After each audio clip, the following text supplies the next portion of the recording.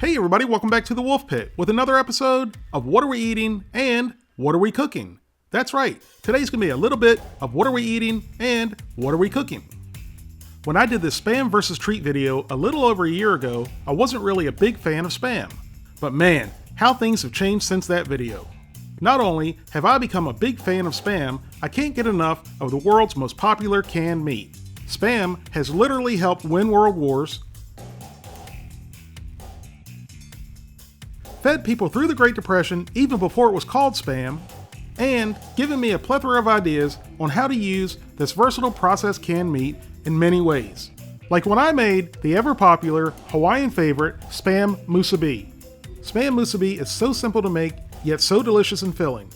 If I lived in Hawaii where this is sold just about everywhere, I'd weigh 300 pounds because I'd eat it every day. Next, I made the meat lovers version of the bloomin' onion, the Spam-yen.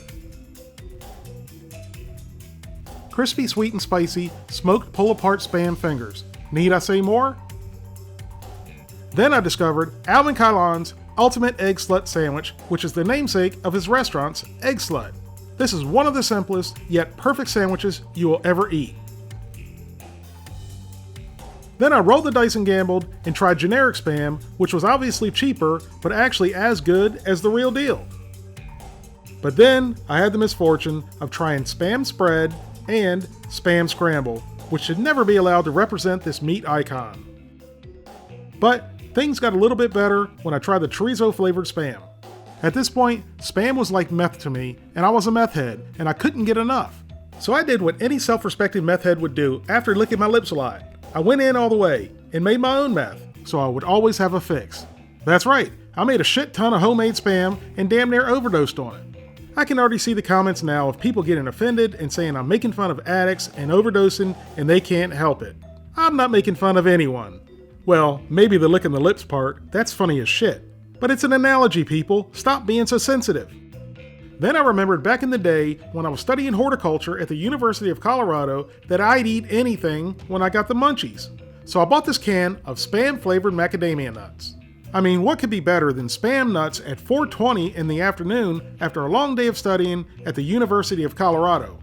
But after I tasted a couple of these, I got pissed off to the highest level of pistivity. I spent $11.28 on a can of Spam macadamia nuts that taste absolutely nothing at all like Spam. Well, that's the what are we eating part of this video, and it's the quickest one ever. That sounds like something my wife would say. So now, let's get to the what are we cooking part of this video. I didn't want to totally waste the $11.28, so I pushed real hard and had a brain fart and came up with the idea of making Spam cookies. Yes, Spam cookies. Before you gag, stick with me here. Damn, I hadn't said that in a while. Obviously, you need Spam for the Spam cookies, but I didn't need the whole can, so I fried up a few pieces for breakfast later in the week.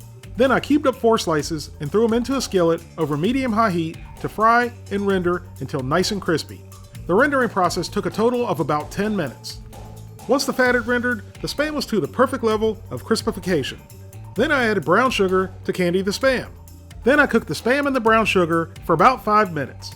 You didn't think I was just going to put plain Spam in the cookies, did you? After 5 minutes, the candied Spam is done.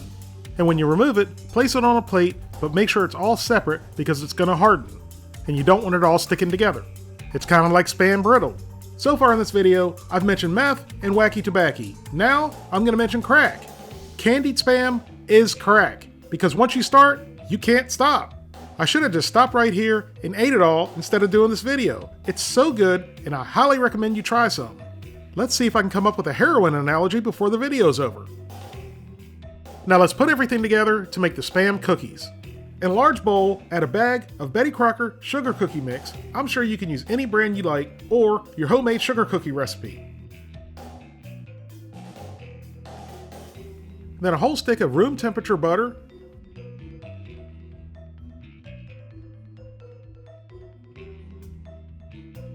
a couple tablespoons of water,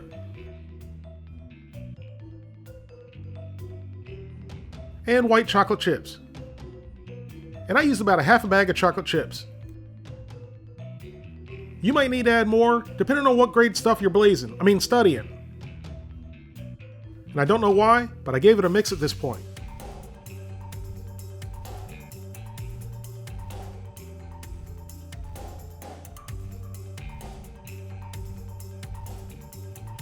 Now I chopped up the macadamia nuts, and now I'm going to add them.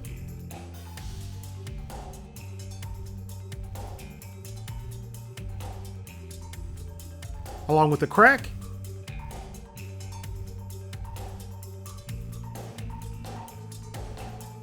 And I almost forgot the egg.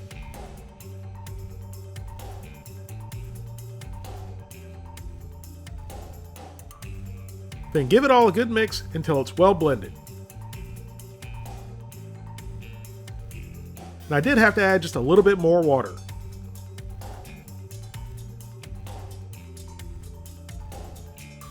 Now place spoonfuls of the Spam dough on a baking sheet. I'm using a silicone mat. You don't have to, but that's what I'm doing because it's easy to clean up and I'm lazy.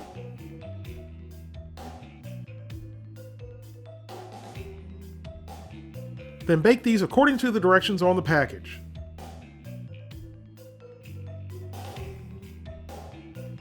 And then when they're done, they look like chocolate chip cookies. Go figure. But don't let that fool you. Hash brownies look like regular brownies too. I couldn't think of a heroin analogy, so I used hash instead. I better shut up. DEA is going to be at my door soon. Once they cooled sufficiently, it was time to try one.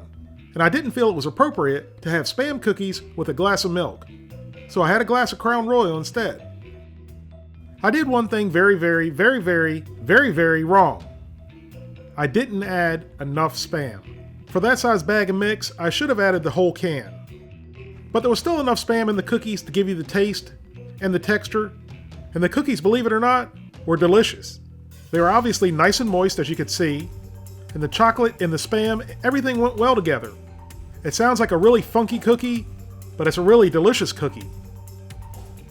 I personally loved them. My wife and daughter loved them. And I think you guys ought to give them a try, if you like Spam. Or maybe even if you don't like Spam. So I guess Spam is the duct tape of food. You can fix anything with duct tape, and you can make anything with Spam.